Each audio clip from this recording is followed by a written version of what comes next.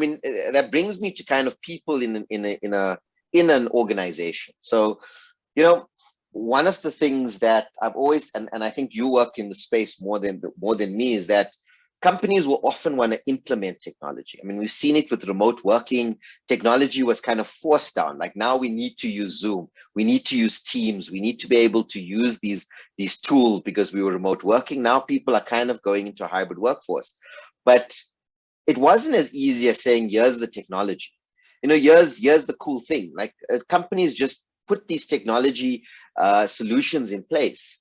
But I mean, in your experience, what were some of the biggest hurdles to uptake, to change management of these tech or digital solutions? So it's a very interesting question. And I think, COVID forced the world to go online. COVID Yeah. forced us to use Teams, to use Zoom, some of these platforms that we, as I work in a bank, you work for a financial services firm. These, platforms were unheard of. Meetings were done in person, and that was the only way that they were done, pre-COVID. Now COVID happened, everyone went online. We've adopted, Teams, Slack, Jira, all these tools to facilitate collaboration, right? What's interesting to see is that tech also highlighted issues and culture, because if you had a bad culture to start with of people that are not really taking accountability or responsibility, distance kind of working just further highlighted those issues. So whatever kind of ingrained cultural issues you had in your organization, the distance learning kind of showcase that even more, but it also showed you kind of the gaps in culture. So for example, now most companies are adopting a remote working policy so that they can save on rental space and that kind of thing. However, some companies still have an ingrained lack of trust, where they still don't accept kind of, as soon as they could go back to work, they want people back in the office 100%.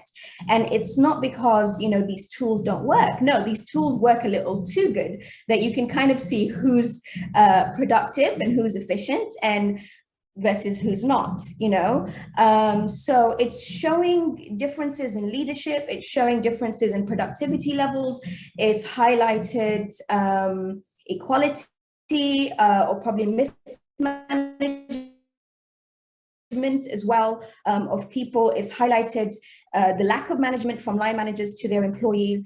It's highlighted a lot of gaps when it comes to people management and performance management of employees specifically.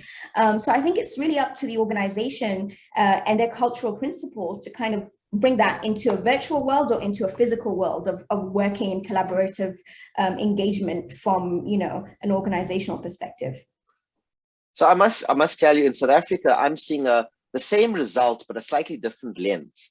And the lens I'm seeing is that a lot of leaders, we still, I mean, our top management, senior management, is still very much kind of probably your over 45, over 50-year-olds, right?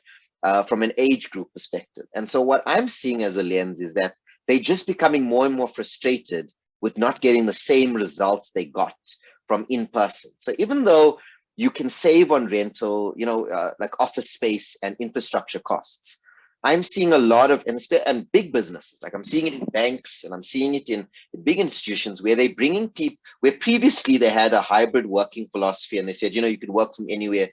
They're bringing people back into the office. And the reason they're using is because, we need to communicate more, we need to collaborate more, we need to be able to engage more. But to your point, the tools do allow us to do that.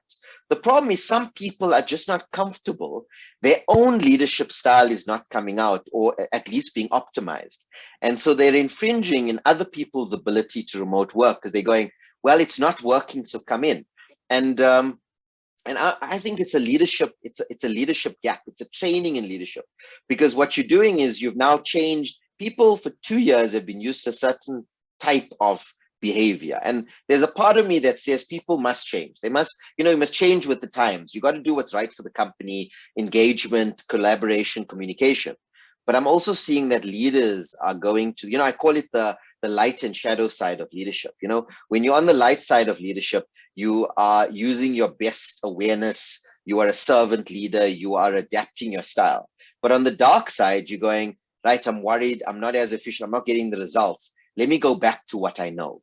And so it's the same outcome, but ultimately it is a slightly different lens on this side.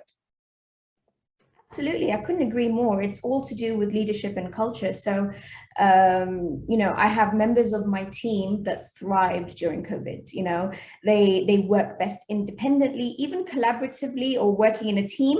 They did it best from a specific distance, and knowing that it's just virtual. Because we do have introverts and extroverts and ambiverts, and people's working styles. That's a personal preference, So it was very interesting to see my team and how they kind of their working styles shifted during COVID, and to see the team members that were just itching to get back into the office because they needed that structure and that routine of getting dressed every morning, coming into the office, for them to feel like they've done a hard day's work. And I had other members of my team that preferred staying at home, and as a leader and as a line manager, I personally prefer staying at home, However, managing a team of people that need to be in the office and managing a team of people that need to work online, I need to kind of make sure I'm representative in both, so having some sort of schedule where I'm in the office with those people that need the direction and the guidance,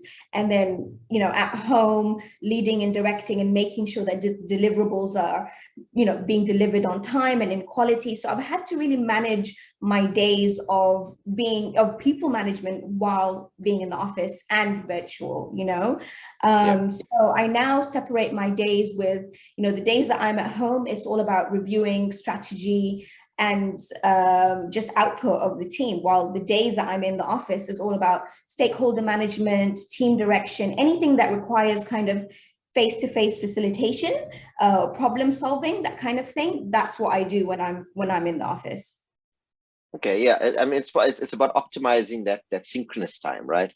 Which is, like, for instance, why I emphasize to all the learners on the call that these sessions where it's live, you've got to kind of grab that opportunity, because we're so used to this world of asynchronous communication. Somebody types a message, we get it like half an hour later. But to some degree, you've missed some of the nuance of an actual conversation. And I find that going into the office, sometimes it is a 10-minute walk and conversation with somebody. They can achieve something that a 45-minute conversation previously achieved. So